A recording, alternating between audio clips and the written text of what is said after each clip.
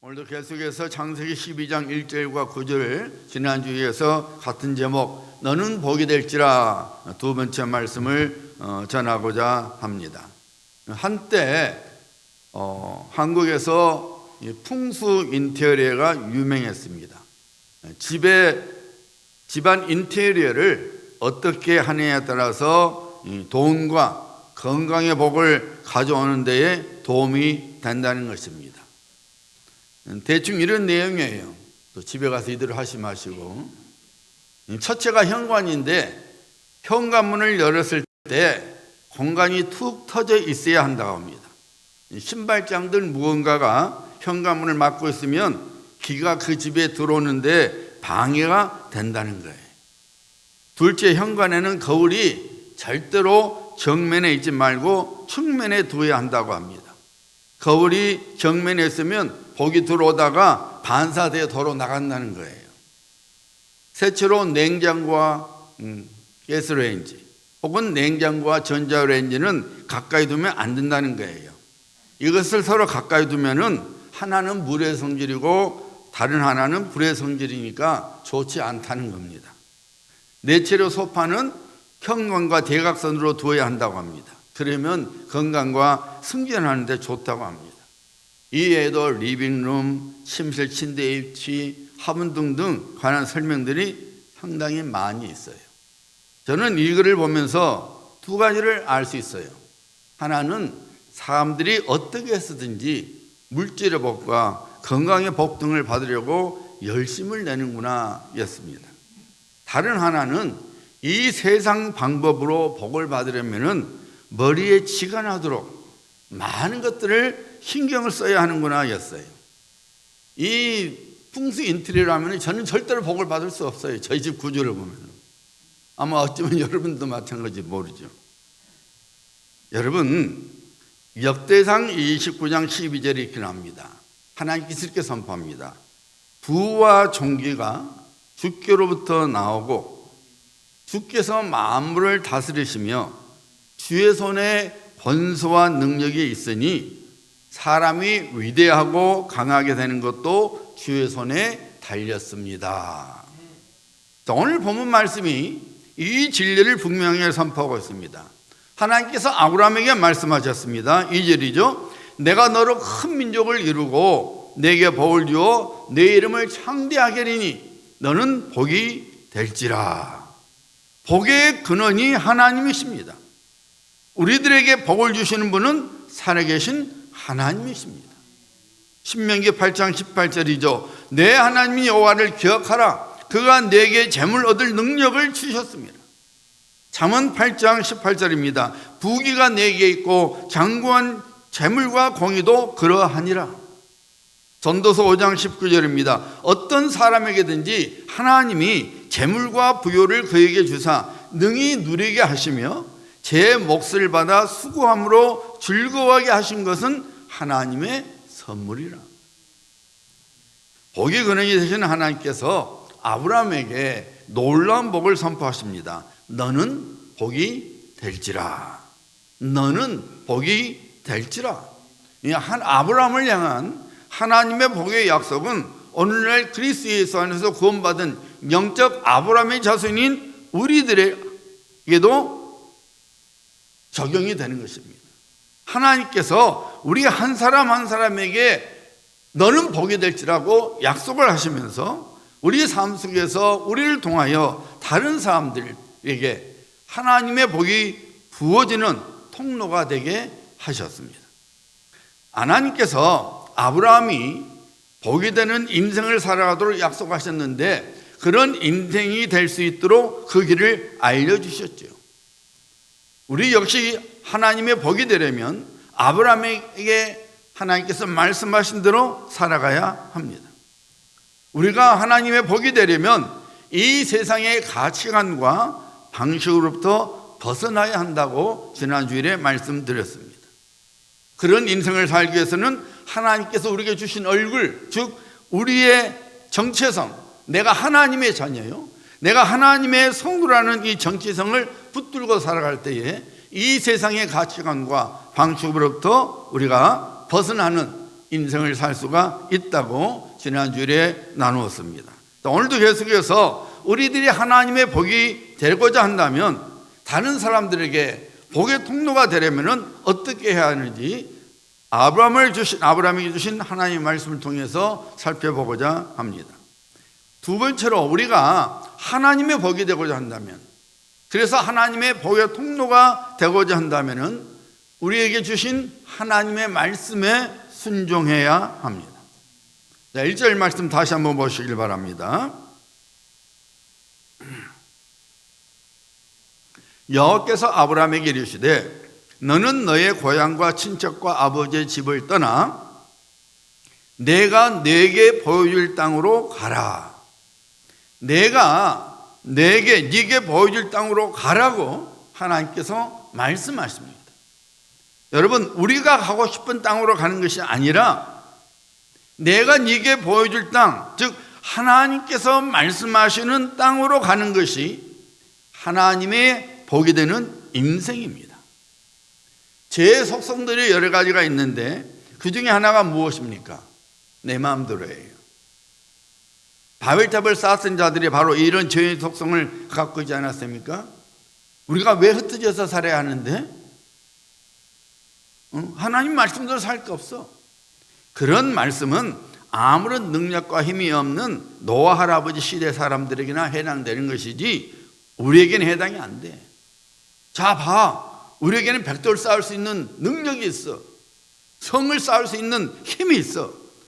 그러니 우리가 흩어질 거 없어. 성읍과 탑을 쌓아 건설하여 그 탑 꼭대기를 하늘에 닿게 하여 우리 이름을 내고 온 지면에 흩어짐을 면하자.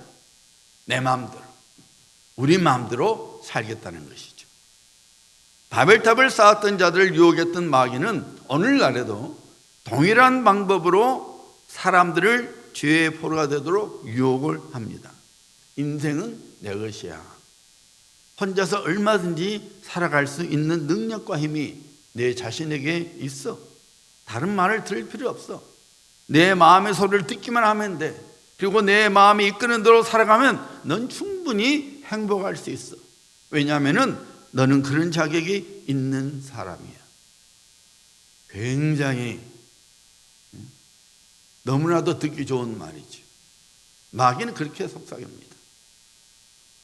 내 마음이 이끄는 대로 살아가면 넌 충분히 행복할 수 있어. 그런데 하나님께서는 이 세상과 정반대되는 말씀을 우리에게 주십니다. 잠언 3장 5절과 6절이죠. 너는 마음을 다하여 여호와를 신뢰하라. 내 명철을 의지하지 말라. 너는 범사의 그를 인정하라. 그리하면 내 길을 지도하시리라. 내 마음대로가 아니라, 내가 가고 싶은 땅으로 가는 것이 아니라, 내가 가고 싶은 길을 가는 것이 아니라 하나님께서는 내가 너에게 지시하는, 내가 네게 지시하는 땅으로 가라. 네 마음대로 살지 말고 내가 너에게 주는 말씀대로 살아가라. 내게 맡기라 하고 하나님께서는 말씀하십니다. 그래서 예수 안에서 구원을 받아 하나님의 자녀가 된 성도는 자신의 길을 걸어가는 것이 아니라 하나님께서 내시는 길을 걸어가야 합니다. 바로 그것이 하나님의 복이 되며 또한 복의 통로가 되는 비결입니다. 왜 우리들이 내 길을 걸어가는 것이 아니라 하나님의 길을 걸어가야 합니까? 하나님께서 분명하게 그 까닭을 보여주셨죠. 이사야서 55장 9절 말씀, 우리가 잘 아는 말씀이죠. 이는 하늘이 땅보다 높음 같이 내 길이 너희 길보다 높으며 내 생각은 너희의 생각보다 높음이니라. 우리는 하나님께서 내시는 길을 걸어가야 합니다. 다시 말씀드리면은 하나님의 말씀에 순종하는 삶을 살아가야 합니다. 우리나라 속담에 어른 말을 들으면 자다가도 떡을 얻어먹는다라는 말이 있죠. 인생을 오래 살아본 사람에게는 그렇지 않는 사람보다 인생의 지혜가 훨씬 뛰어납니다. 인생살이의 넓음과 깊음을 절대로 무시할 수 없습니다. 초등학교도 나오지 않는 100살의 할머니에게 지금까지 본 대통령 중에 누가 최고입니까?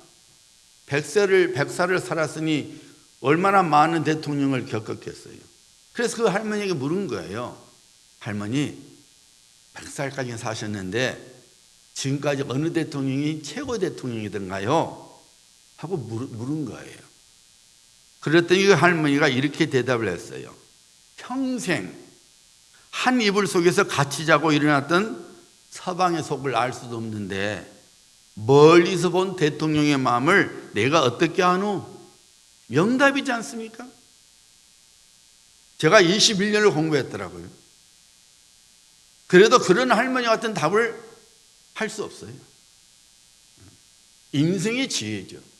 그래서 어른 말을 들으면 자다가도 떡을 얻어 먹는다라는 말이 있는 거예요. 부족하고 연약한 사람일지라도 오랜 인생사를 통해 오는 지혜가 있는데 하물며 영원하시며 전능하시고 그리고 전지하신 하나님의 말씀을 들으면 떡만 튕기겠습니까? 여러분, 요셉을 생각해 보시기 바랍니다. 요셉이 자기 노력으로 애굽의 국무총리가 되고자 했다면 그 시간이 얼마나 걸렸을까요? 우선 히브리인이 당시 초강대국인 애굽의 제2인자가 되는 것은 100% 불가능합니다. 이는 마치 한국에서 태어난 사람이 미국의 대통령이 되려고 하는 것과 같습니다. 미국에서 태어나지 않으면 절대로 미 합중국의 대통령이 될 수 없습니다. 만약 히브리인 요셉이 애굽의 총리가 되는 자격이 혹시나 주어졌다고 가정할지라도 과연 요셉이 30세에 애굽의 국무총리가 될 수 있었을까요? 자격이 주어져서 많은 사람들과 경쟁을 해서 어쩌어쩌 하다가 총리가 될 수 있다고 가정해 봤을 때 최소한 그의 나이 60세가 되어야 합니다. 하지만 이미 말씀드린 대로 히브리인인 요셉이 당시 초강대국인 애굽의 총리가 되는 가능성은 0%입니다. 요셉은 기껏해야 부잣집 아들로 귀여움을 받다가 자그마한 동네에 유지가 될 수 있는 것이 최고의 가능성이었지요. 하나님께서는 요셉으로 하여금 노예 길을 걷게 하셨지요. 보드발의 집에서 종의 길을 걸어가야만 했습니다. 설상가상으로 죄인으로 누명을 쓰게 되어서 죄수의 길을 걸어야만 했습니다. 요셉은 육신의 눈으로 살펴보면 끊임없이 내리막길의 인생을 걸어가야만 했습니다. 그런데 여러분, 요셉이 바로 앞에 서게 된 원인 제공자가 누구였습니까? 요셉이 죄수로서 살아갔을 때 만났던 애굽의 술관원이었습니다. 술관원을 만나지 않았더라면 요셉은 바로 앞에 설 일이 없었을 것입니다. 요셉은 자신이 이해할 수 없는 고통의 길을 걸어가야만 했지만은 단 한 번도 하나님을 떠나본 적이 없었어요. 오직 하나님의 말씀으로 자신의 삶을 지키며 살아갔습니다.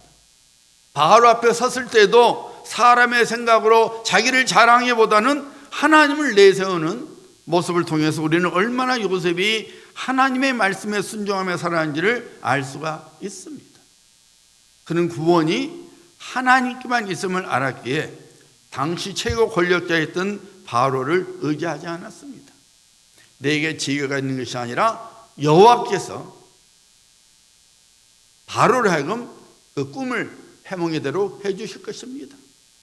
하나님을 경외하지 않았다면, 하나님의 말씀에 순종하지 않았더라면, 드디어 찬스가 왔구나, 바로요, 걱정하지 마세요, 저에게는 꿈을 해몽할 수 있는 지혜가 있습니다, 자기 자랑했을 거예요. 하지만 요셉은 그렇게 하지 않았잖아요. 여러분. 바로의 왕의 꿈을 해몽할 수 있는 길은 하나님께 있습니다. 늘 하나님의 말씀에 순종했기 때문에 그 절체절명의 순간에도 자기 자랑을 하지 않냐고, 자기 자신을 내세우지 않냐고 하나님을 내세웠던 요셉의 것입니다. 요셉은 순종을 통하여 이렇듯 하나님의 복이 되었지요. 그리고 그의 가문과 많은 사람들을 위한 복의 통로가 되었습니다.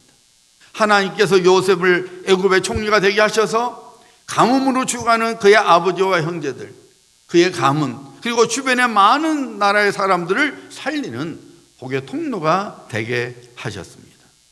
사랑하는 성도님들, 내가 원하는 길이 바른 인생의 길이 아닙니다. 육신으로 보면은 내 길이 정답인 것 같고 그 길을 걸어가야만이 행복한 인생이 되는 줄로 착각을 합니다. 하지만 늘 말씀드리지만은 하나님이 없는 물질, 하나님이 없는 건강, 그리고 하나님이 없는 권력은 오히려 그 인생을 비참한 데에 빠지게 만드는 불행의 요소가 되고 마는 것입니다. 하나님께서 내시는 길은 육신의 눈으로 보면은 답답하고 힘들며 또한 틀린 답처럼 보이지만 실상 하나님의 길이 우리를 행복으로 이끄는 지름길입니다. 하나님께서 이사야서를 통해서 말씀하셨죠. 43장 16절입니다. 나 여호와가 이같이 말하노라. 바다 가운데의 길을, 큰 물 가운데에 지름길을 내고, 여기서 큰 물은 이스라엘 백성들이 하나님의 기적으로 건넜던 홍해를 가리킵니다. 하나님께서 모세에게 이스라엘 백성들을 왔던 길로 되돌아서 홍해 쪽으로 인도하게 하셨지요. 그러자 애굽의 전차부대가 그들을 잡으려고 뒤쫓아왔습니다. 이스라엘 백성들이 얼마나 놀랐겠습니까?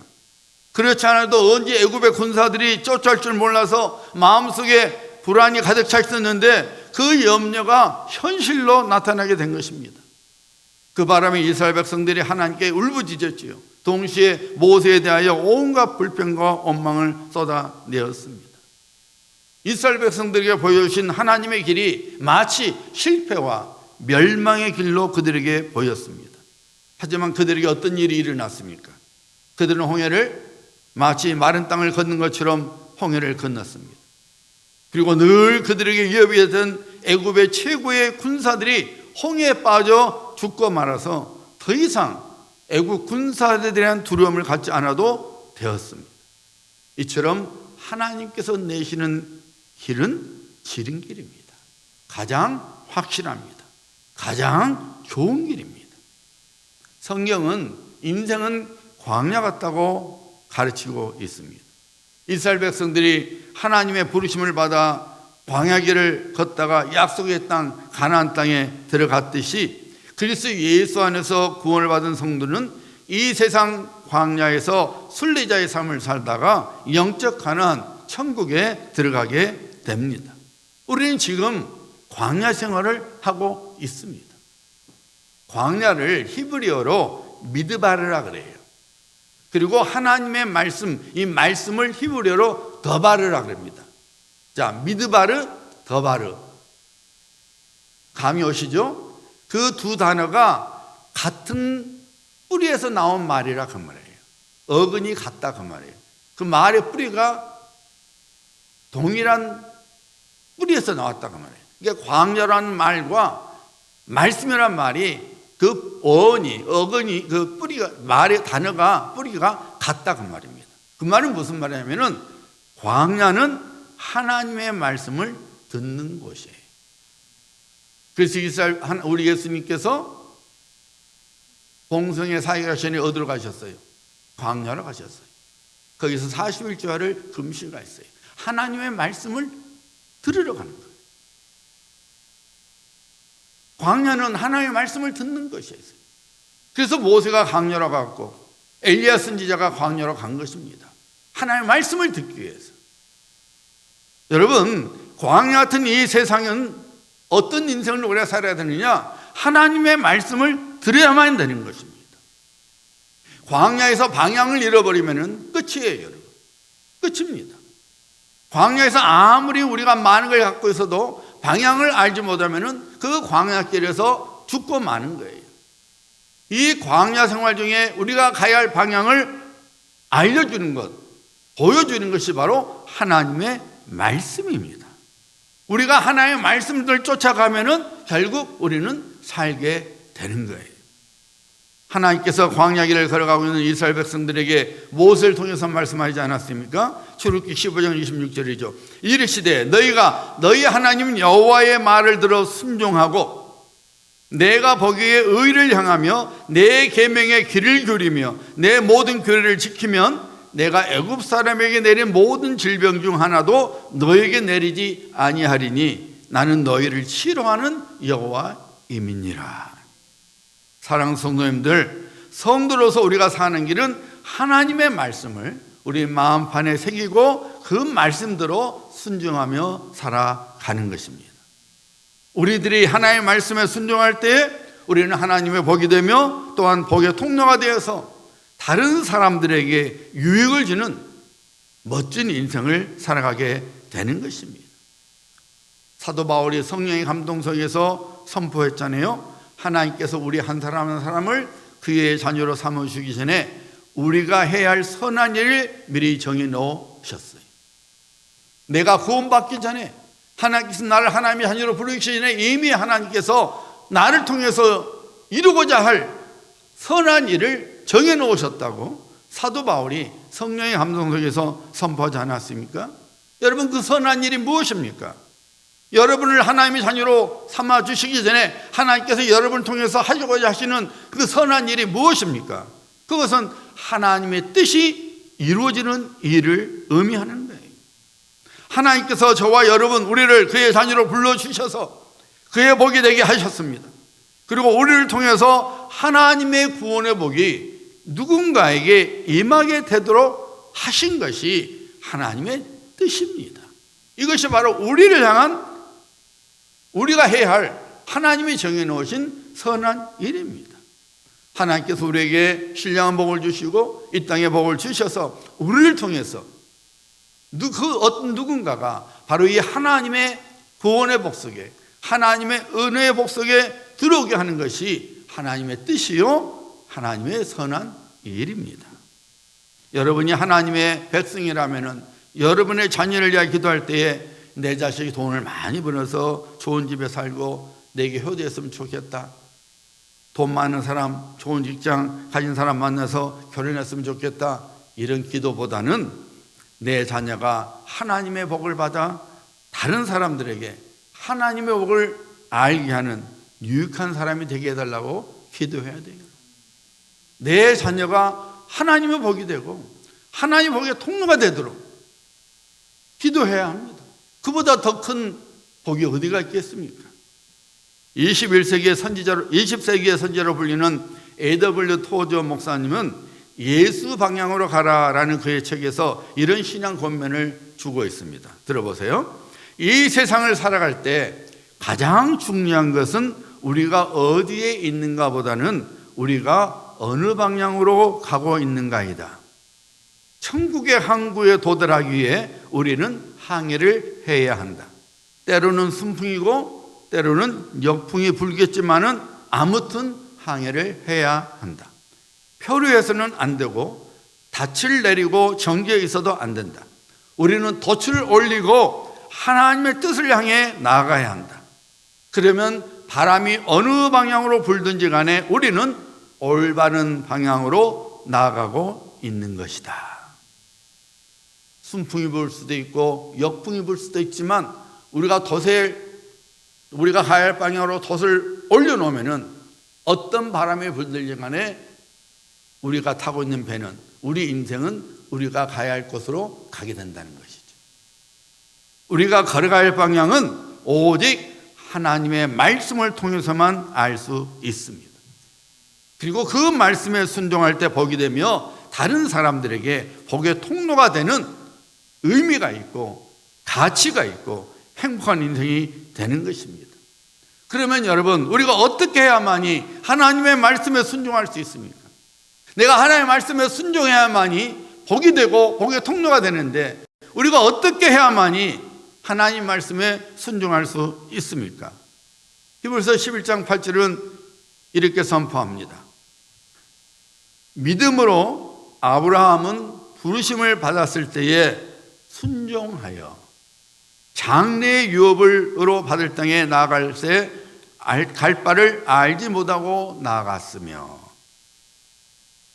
하나님께서 아브라함을 부르시고 내가 네게 지시하는 땅으로 가라고 말씀하셨을 때에 아브라함이 그 땅이 어떤 땅인지 모르고 어디로 가야 할지 모르지만은 그 말씀에 순종했다는 거예요.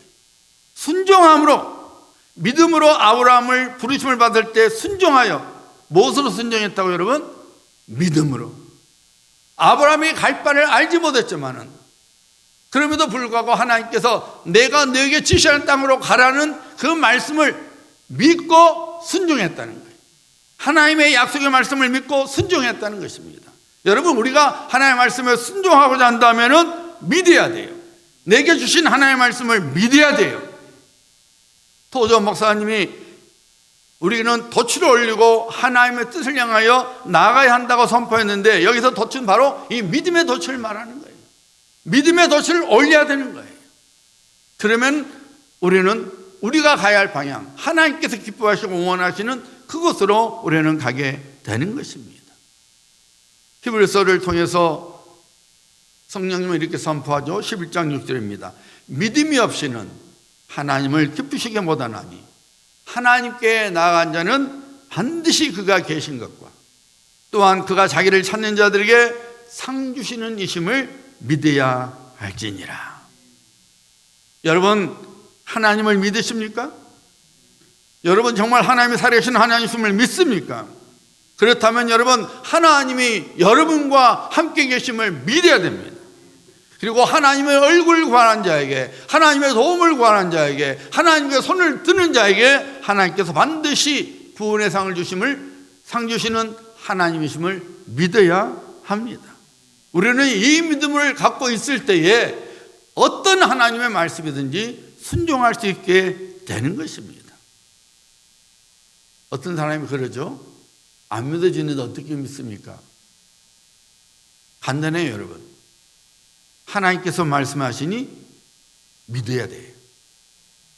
모든 만물을 말씀으로 주시고 모든 만물을 말씀으로 관리하신 하나님께서 말씀하시는데 피조물인 사람이 무슨 토를 달 수가 있습니까? 하나님께서 말씀하시니 믿으면 되는 거예요. 믿으면 안 보이는 것이 보이게 되고, 믿으면 안 들리는 것이 들리게 되는 거예요. 이것이 바로 믿음이 가져온 역사예요. 그러니까 우리는 하나님의 말씀을 먼저 무조건 믿어야 돼요. 안 보이는데요, 안 들리는데요. 그럼에도 불구하고 우리는 내게 주신 하나님의 말씀을 믿어야 돼요. 그러면 보이게 되고 들리게 되는 것입니다. 우리는 하나님께 구해야 됩니다. 하나님, 하나님의 말씀을 믿는 믿음을 저겨 주시고, 하나님이 오늘도 나와 함께 계심을 믿게 해주시고, 내가 하나님을 향한 눈을 들 때에 내게 상 주신 이심을 믿게 하옵소서. 우리는 그 기도를 드려야 되는 것입니다. 구하는 자에게 주실 것이라는 하나님의 약속의 말씀대로 우리는 믿음으로 하나님의 말씀에 순종해야 하는 것입니다. 내가 네게 보여줄 땅으로 가라. 아브라함처럼 하나님이 보고자 되고자 하십니까? 누군가를 하나님의 구원으로 이끌며 그의 인생을 복되게 하는 통로가 되기를 원하십니까? 여러분의 길을 걷지 말고 하나님께서 이끄시는 길을 걸어가야 합니다. 내 고집과 내 아집을 버려야 합니다. 내 욕심과 교만을 버려야 합니다. 다니엘처럼 뜻을 정하고 믿음으로 하나님의 말씀에 순종해야 합니다. 하나님께서 형용할 수 없는 은혜 가운데서 우리 한 사람 한 사람을 그의 복으로 삼아 주셨는데 이 은혜를 놓쳐버리거나 무시하며 살아가지 말아야 합니다. 하나님의 복이 된 우리 모두는 성도라는 정체성을 붙들고 이 세상 가치관으로부터 벗어나야 합니다. 이 세상 가치관대로 살지 말고 하나님의 방식대로, 믿음의 방식대로, 영적 방식대로 우리는 살아가야 합니다. 하나님의 복의 통로가 된 우리 모두는 우리가 원하고 우리가 만드는 길을 걸어가지 말고 오직 믿음으로 하나님께서 내시는 길을 걸어가야 합니다. 하나님의 말씀에 순종해야 합니다. 순종의 사람이 되어야 합니다. 우리 누빌말교 교회 모든 지체가 이런 사람이 되시기를 주 예수 그리스도 이름으로 축복합니다. 우리 시간에 주신 말씀을 생각하면서 우리 한번 고백하기를 원합니다. 내가 주인 삼은 모든 것 내려놓고 내 주 대신 주 앞에 나가 내가 사랑했던 모든 것 내려놓고 주님만 사랑하기를 원합니다.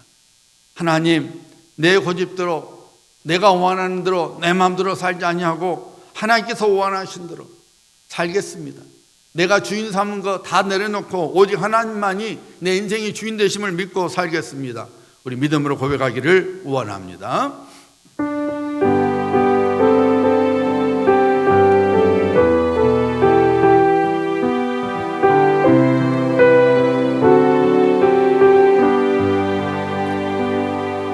내가 주인 삼은 모든 것 내려놓고 내 주 대신 주 앞에 나가 내가 사랑했던 모든 것 내려놓고 주님만 사랑해.